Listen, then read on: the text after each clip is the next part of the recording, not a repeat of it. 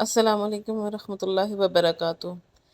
مصر کے شہر منصورہ کے اندر سلطان نور الدین زنگی رحمۃ اللہ علیہ کے دور حکومت میں 5 بستیوں کے درمیان میں ایک عدالت بنائی گئی تھی، اور وہ عدالت اپنے علاقے کی سب سے بڑی عدالت تھی۔ حتیٰ کہ وہ عدالت اتنی کھلی اور وسیع تھی کہ اس میں ایک ہی وقت میں 1000 قیدیوں کو رکھا جا سکتا تھا، اور اکثر اوقات سلطان نور الدین زنگی رحمۃ اللہ علیہ جب جنگ سے واپس لوٹتے اور قیدی کیے گئے مسافروں کو اس عدالت میں قید کیا جاتا، وقت گزرتا رہا اور اس عدالت میں انصاف کو قائم کرنے کے لیے مختلف قاضی تعینات ہوتے، لیکن اس علاقے میں بڑے بڑے تاجروں اور زمینداروں اور وڈیروں کی طاقت کی وجہ سے وہاں پر موجود قاضی انصاف قائم نہ کر پاتا، اور اسی وجہ سے کوئی بھی قاضی یہاں پر زیادہ دیر تک نہ ٹک پاتا، اور وہ قاضی وہاں سے استعفیٰ دے کر اپنے عہدے کو چھوڑ کر چلے جاتے۔ جب صلاح الدین ایوبی رحمۃ اللہ علیہ مصر کے سلطنت پر تخت نشین ہوئے تو سلطان نے سب سے پہلے انصاف کا نظام منصوبہ مضبوط بنانے کے لیے اقدامات اٹھائے، کیونکہ سلطان جانتے تھے کہ کسی بھی معاشرے یا کسی بھی قوم کو سنوارنے انصاف کا حقیقی وجود انصاف کا نظام ریڑھ کی ہڈی کی مانند ہے، اور کوئی بھی معاشرہ، کوئی قوم، کوئی سلطنت بغیر انصاف کے اپنی حقیقی منزل کو نہیں پا سکتی۔ اسی دوران سلطان ایوبی رحمۃ اللہ علیہ کو بتایا گیا کہ سلطان معظم مصر کے مشہور شہر منصورہ کے اندر بہت بڑی عدالت ہے، لیکن وہ عدالت اب ویران ہو چکی ہے، کیونکہ اس عدالت میں جو بھی قاضی آتا ہے اس کو انصاف پر مبنی فیصلہ نہیں کرنے دیا جاتا، اس لیے اکثر قاضی اس عہدے کو چھوڑ کر وہاں سے چلے جاتے ہیں۔ سلطان صلاح الدین ایوبی رحمۃ اللہ علیہ کا ایک خاص وزیر تھا جو لوگوں کی مہارت کو معلوم کرنے میں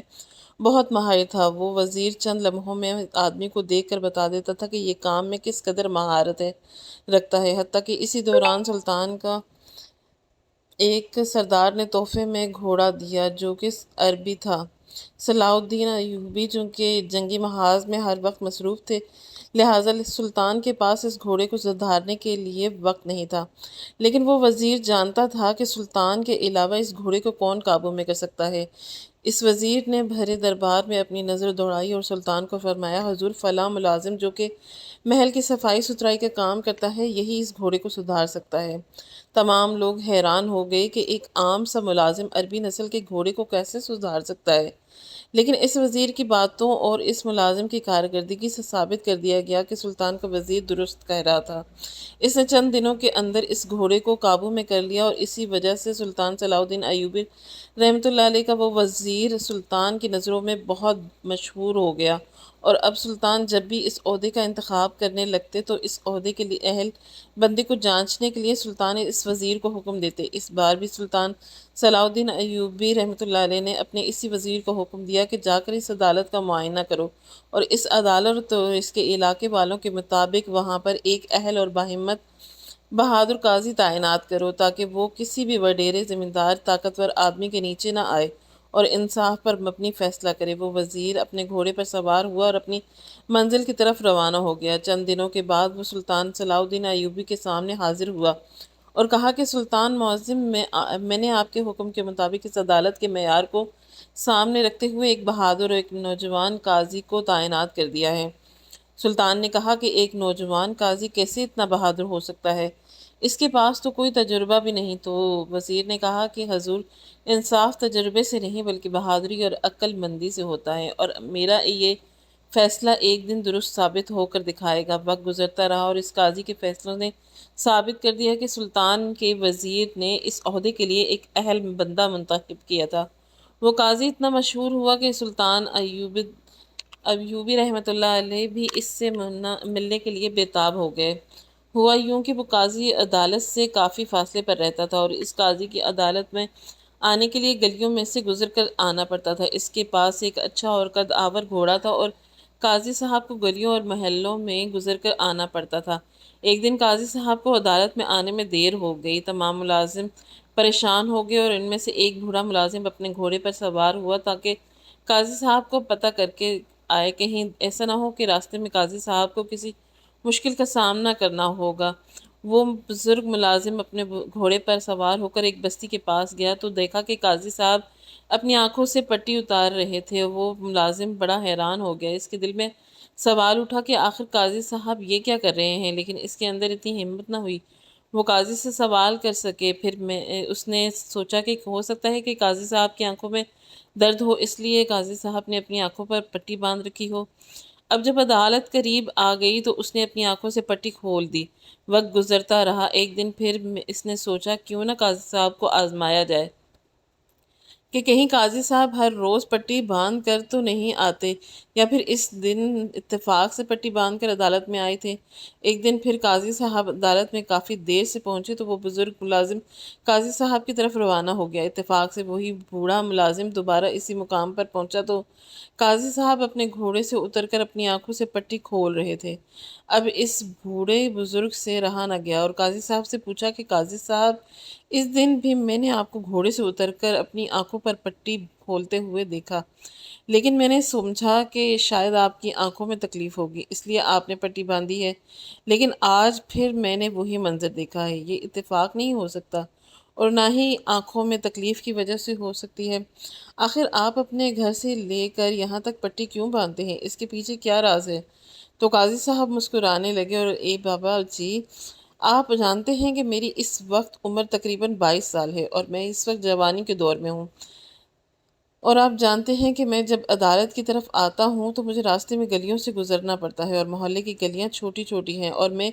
گھوڑے پر سوار ہو کر آتا ہوں۔ چونکہ میں ایک اچھا خاصا قد آور شخص آدمی ہوں تو تمام گھروں میں میری نظر پڑتی ہے، اور ہر گھر کا ماحول ایک جیسا نہیں ہوتا، اور ہر گھر میں کوئی نہ کوئی جوان بیٹی یا بیوی ہوتی ہو، اور آپ جانتے ہیں کہ انسان چاہے کتنا ہی پاک دامن کیوں نہ ہو، لیکن شیطان اس کو بہکانے میں دیر نہیں لگاتا، اور ہو سکتا ہے کہ میں شیطان کے بہکاوے میں کسی شر کا شکار ہو جاؤں، کیونکہ میں جب بھی مدرسے میں پڑھتا تو میرے استاد محترم نے کہا تھا کہ عورت کا حسن انسان کو بہت جلدی بہکا دیتا ہے۔ اس لیے جب میں اپنے گھر سے روانہ ہوتا ہوں تو اپنے گھر آنکھوں پر پٹی باندھ دیتا ہوں تاکہ گلیوں سے گزرتے ہوئے میری کسی ایسی نوجوان لڑکی یا عورت پر نظر نہ پڑ جائے جس سے شیطان مجھے بہکانے میں کامیاب ہو جائے، اور اس لیے جب بھی میں ان گلیوں سے گزر کر یہاں پہنچتا ہوں تو میں اپنی آنکھوں سے پٹی کھول دیتا ہوں، کیونکہ آگے کا سارا راستہ سنسان ہے۔ جب یہ بات بزرگ نے سنی تو اس نے عدالت میں قاضی صاحب کی تعریفوں کے پل باندھے،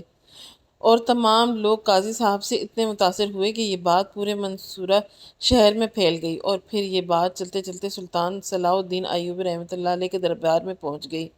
اور جب اس بات کا ذکر سلطان کے اور دور اندیش اور ماہر وزیر نے سلطان کے سامنے کی تو سلطان بڑا حیران ہوا کہ ایک نوجوان جس کے پاس اچھی خاصی دولت اور بڑا سا عہدہ بھی موجود ہو، لیکن اس کی آنکھوں میں اتنی حیا ہے کہ وہ مجبوری کے تحت بھی گلی میں سے گزرتے ہوئے اپنی آنکھوں پر پٹی باندھ کر آتا ہے۔ لہٰذا سلطان صلاح الدین ایوبی کو اور بھی تجسس ہو گیا، اور سلطان نے اپنے اس وزیر کو حکم دیا کہ جا کر اس قاضی صاحب کو میرے سامنے لے آؤ اور اس کو دوبارہ دربار میں حاضر کرو، میں نے اس سے ملنا چاہتا ہوں، آخر ایسا حیا والا اور ایسا عقل مند نوجوان کیسا دکھتا ہے۔ وزیر اپنے گھوڑے پر سوار ہوا اور 2 دن کے بعد قاضی صاحب کو لے کر سلطان صلاح الدین ایوبی کی خدمت میں حاضر ہوا اور آگے سلطان کو بتایا تھا۔ سلطان نے پوچھا، اے وزیر، کیا راستے میں کوئی مشکل پیش آئی؟ یہ فاصلہ تو 1 دن کا تھا، لیکن آپ کو آنے میں 2 دن لگ گئے تو وزیر نے جب سلطان کو بتایا تو سلطان صلاح الدین ایوبی بھی حیران ہو گئے، کیونکہ وزیر نے بتایا کہ سلطان معظم، جب میں عدالت میں پہنچا تو قاضی صاحب ایک بوڑھی عورت کا مقدمہ سن رہے تھے۔ میں نے آپ کا حکم سنایا اور کہا کہ سلطان آپ سے ملنا چاہتے ہیں، لیکن اس نوجوان قاضی صاحب نے کہا کہ میں نے بوڑھی کا مقدمہ سننا ہے، اور جب تک میں بوڑھی عورت کے مقدمے کا فیصلہ نہیں کر لیتا اور جب تک اس بوڑھی عورت کا انصاف نہیں ملتا اس وقت تک میں سلطان کے پاس نہیں آ سکتا، اور جب تک اس بوڑھی عورت کا فیصلہ نہیں کیا اس وقت تک اس نے اپنے گھوڑے پر قدم نہیں رکھا۔ سلطان صلاح الدین ایوبی علیہ رحمۃ اللہ بڑے حیران ہو گئے کہ ایک وقت کے سلطان کا حکم بھی اس کے انصاف کو نہیں روک سکتا، پھر دنیا کی کوئی طاقت اس کو انصاف کرنے سے نہیں روک سکتی۔ اب سلطان صلاح الدین ایوبی رحمۃ اللہ علیہ نے کہا کہ تم جیسا بہادر، عقل مند اور دلیر منصف میں نے نہیں دیکھا۔ چونکہ سلطان کو خبر مل چکی تھی کہ اس قاضی کے آنے کے بعد اس عدالت میں ہر لحاظ سے انصاف کیا جاتا ہے اور اس کے ارد گرد قبیلوں میں اب امن قائم ہو چکا ہے، پھر سلطان نے اس قاضی سے کہا کہ تم جیسا منصف صرف میری عدالت یعنی شاہی عدالت میں ہونا چاہیے، اور سلطان صلاح الدین ایوبی علیہ نے ان کو حکم دیا کہ تم آج کے بعد شاہی قاضی تعینات کیے جاتے ہو۔ یہ مصر کی تاریخ کا 22 سالہ نوجوان سلطان صلاح الدین ایوبی رحمۃ اللہ علیہ کا قاضی بن گیا۔ تمام درباریوں نے قاضی صاحب کی عقل مندی سے متاثر ہو کر اور اس کو شاہی قاضی تعینات ہونے پر مبارکباد دی۔ وہی قاضی پھر شاہی قاضی کے طور پر مقدمات سننے لگا۔ وقت گزرتا رہا اور اس قاضی صاحب کے فیصلے سلطان کو بھی حیران کر دیے، حتیٰ کہ وہ قاضی سلطان صلاح الدین ایوبی رحمۃ اللہ علیہ کو جنگی حکمت عملی کے بارے میں بھی بہت مدد دیتا اور اس کی بتائی گئی حکمت عملی سلطان کے لیے بہت کامیاب ثابت ہوتی۔ وقت گزرتا رہا اور ایک دن قاضی صاحب کے پاس ایک مقدمہ لایا گیا، اور وہ مقدمہ اپنی نوعیت کا بڑا ہی انوکھا اور دلچسپ مقدمہ تھا۔ قاضی صاحب کے پاس ایک آدمی حاضر ہوا اور کہا کہ قاضی صاحب، میری بیوی تندور پر روٹیاں پکا رہی تھی، شام کا وقت تھا، میں اندر بیٹھا ہوا تھا اور باہر چیخنے چلانے کی آواز آئی، لیکن جب میں باہر نکلا تو میری بیوی تندور سے غائب ہو چکی تھی۔ تندور پر چند روٹیاں پڑی ہوئی تھی، لیکن میری بیوی کا کوئی پتہ نہ چلا۔ میں نے اس کو پورے گھر میں تلاش کیا، پورے محلے میں تلاش کیا، لیکن میری بیوی کا کہیں اتا پتہ نہ ملا۔ گاؤں کے سردار کو پتہ چلا تو وہ بھی دوڑتا ہوا ہمارے گھر آیا اور اس نے کہا کہ تندور میں جا کر چیک کرو کہ تمہاری بیوی کو تندور میں کسی نے دھکا دے دیا ہوگا اور وہ جل کر راکھ ہو گئی ہوگی۔ جب سردار صاحب نے راکھ کو چیک کیا تو اس میں بھی میری بیوی کے جسم کے ہونے کے کوئی آثار نہیں ملے۔ سردار کے پاس 50 ملازم تھے، اس نے میری بیوی کو تلاش کرنے کے لیے لگا دیا اور 50 ملازم ساری رات میری بیوی کو تلاش کرتے رہے، لیکن میری بیوی کہیں نہ ملی۔ قاضی صاحب نے اپنا گھوڑا تیار کروایا اور اپنے چند سپاہیوں کے ساتھ اس آدمی کو لے کر چل پڑا۔ آدھے دن کی مسافت کے بعد جب قاضی صاحب وہاں پہنچا اور جب قاضی صاحب نے اس کے گھر جا کر معائنہ کیا تو قاضی صاحب بڑا حیران ہوا، کیونکہ وہاں پر نہ ہی کوئی کسی کو زبردستی اغوا کرنے کے آثار تھے اور نہ ہی کوئی اور ثبوت تھا۔ قاضی صاحب نے اپنے سپاہیوں کو حکم دیا کہ اس آدمی کے گھر کا محاصرہ کرو، تھوڑی دیر میرا انتظار کرو، میں بھی واپس آتا ہوں۔ چند لمحوں کے بعد قاضی صاحب واپس لوٹے تو قاضی صاحب نے حکم دیا اور اس آدمی کو کہا کہ شام کو جب تمہاری بیوی نے جو روٹی پکائی تھی کیا وہ موجود ہے؟ اس آدمی نے کہا کہ جی ہاں قاضی صاحب، وہ ابھی تک موجود ہیں۔ وہ آدمی اندر دوڑتا ہوا گیا اور ایک روٹی لے کر آیا۔ قاضی صاحب نے جب اس روٹی کو چکھا تو قاضی صاحب نے حکم دیا کہ اس آدمی کو رسیوں سے باندھو اور اس تندور کو لکڑیوں سے بھر کر ایندھن ڈال کر جلاؤ، اور جب تندور بہت گرم ہو جائے تو اس آدمی کو اس میں ڈال دینا۔ وہ نوجوان رونے پیٹنے لگا اور قاضی صاحب، میں نے ایسا کچھ نہیں کیا، جو آپ مجھے تندور میں کیوں ڈالنا چاہتے ہیں؟ تو قاضی صاحب نے کہا کہ تو آپ مجھے بتا دیں، آپ نے اپنی بیوی کا قتل کیا یا پھر آگ میں جلنے کے لیے تیار ہو جائیں۔ تو اس نے کہا کہ قاضی صاحب، میں نے ایسا کچھ نہیں کیا۔ قاضی صاحب میں اپنی بیوی سے بہت محبت کرتا تھا۔ قاضی نے حکم دیا کہ اس آدمی کو تندور میں پھینک دو۔ جب سپاہی اس کو تندور میں پھینکنے لگے تو اس نے کہا کہ مجھے تندور میں نہ پھینکو، میں سچ سچ بتانے کے لیے تیار ہوں، لیکن میری ایک شرط ہے۔ قاضی صاحب نے کہا کہ بتاؤ کیا شرط ہے؟ اس نے کہا کہ میں یہ اقرار کر لوں گا کہ میں نے اپنی بیوی کا قتل کیا ہے، لیکن قاضی صاحب آپ کو کیسے پتہ چلا کہ میں قاتل ہوں؟ قاضی صاحب نے کہا کہ جب میں نے تیرے گھر آ کر دیکھا تو مجھے پتہ چلا کہ تمہارے گھر کی دیواریں کافی اونچی ہیں اور یہاں پر پھلانگ کر آنا آسان نہیں، اور اگر کوئی دیوار پھلانگ کر آتا تو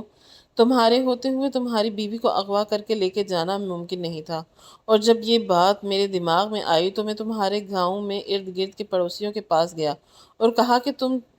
دونوں میاں بیوی کے درمیان کیسا رشتہ تھا؟